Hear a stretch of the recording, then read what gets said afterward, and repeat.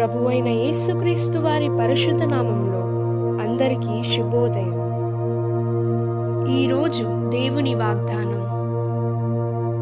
అయినను మనం ఆయన వాగ్దానమును బట్టి క్రొత్త ఆకాశముల కొరకును క్రొత్త భూమి కొరకును కనిపెట్టుచున్నాము. వాటి యందు నీతి నివసించును. 2 పేతురు 3:13. Today, God's promise.